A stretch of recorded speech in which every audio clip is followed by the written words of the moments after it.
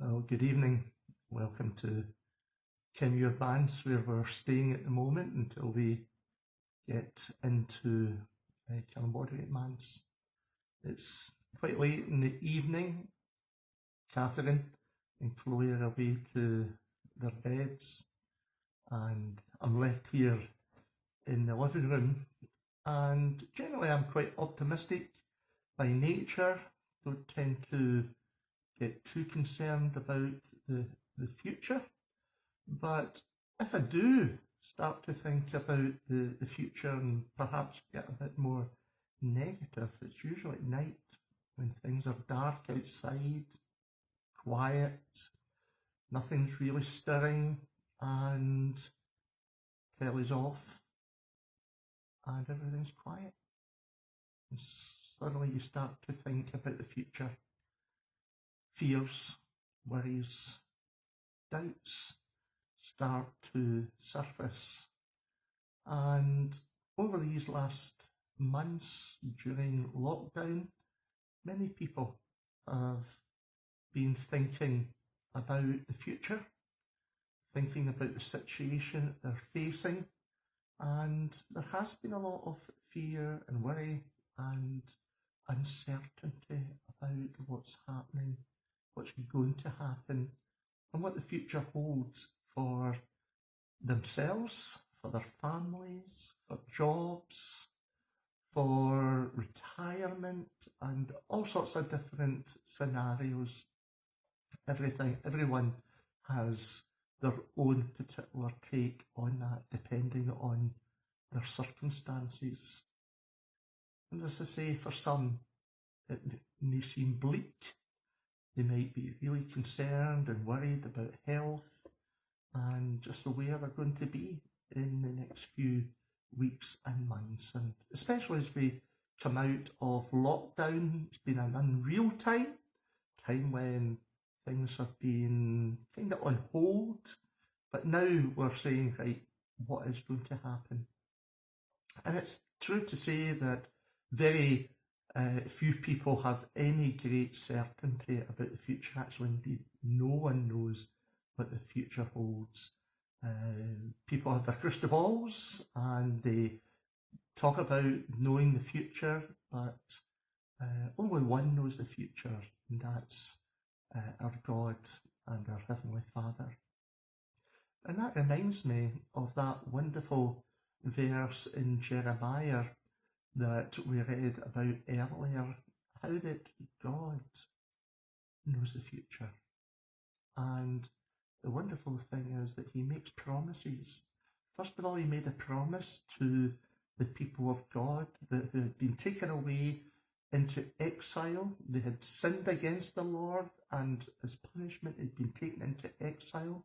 But God said that after 70 years, he was going to bring them back, that he knew the future and he was going to restore them and give them a future. And I think that although that was written for the Old Testament people of God, the great thing is that the Bible talks to us about how that he is in the process, or God is in the process of restoring us, of giving us a future.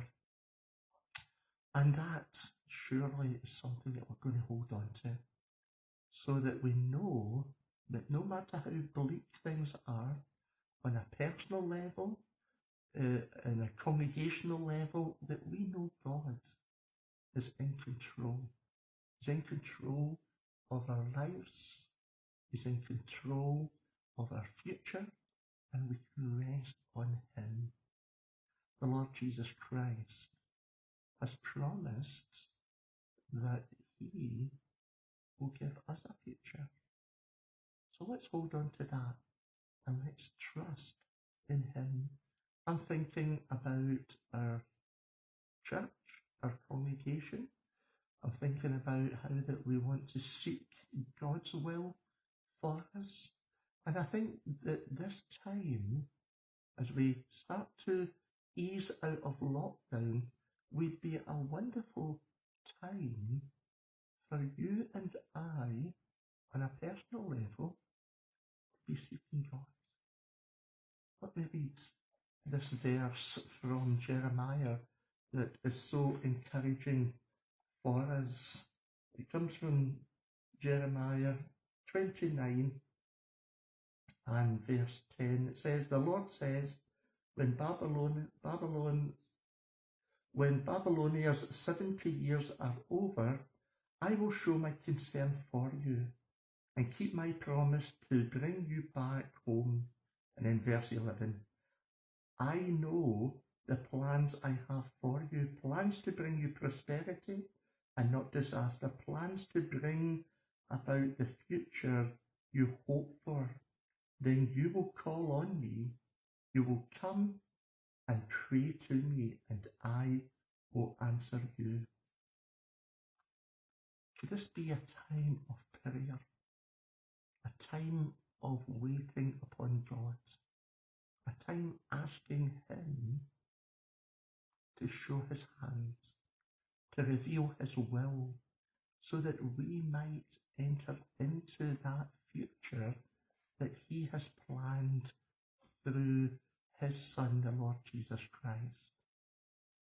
I think one of the great things that we could be doing at the moment is simply to be praying and seeking God, asking Him, what does He want with us? What does He want with Cambodia? What does He want to do in the church and in the community? And so I'm appealing to you that you would join me to seek God's face over these coming days and weeks, asking God to help show us the way forward, to show us what He wants us to be doing as individuals and what He wants us to be doing as a church, what we can do to impact Cambodia with the good news of Jesus. And you know, this could be the most fruitful weeks that we could spend this year, seeking God, talking to Him, praying to Him, and the wonderful promise that He makes is that He will hear us. I was laughing earlier when I was talking, my daughter was talking to me, and every now and again she sometimes will stop and say, Dad, are you listening to me? What was I talking about there? And I've got to say, thankfully, most of the times I've been able to say, well, this is what you were actually talking about or what you were saying. And she kind of is quite happy. God's like that. We can ask Him, have you been listening? And the answer always is that He does. And He not only listens, but He also reveals His will. So let's use this time over these coming weeks to seek the will of God, to see what He has in store for us, both individually but also collectively. So join with me and let's pledge to seek God day by day, whether it be in the morning or in the evening or whatever time of day it suits you as a quiet time. Seek God, ask Him, show us the way forward.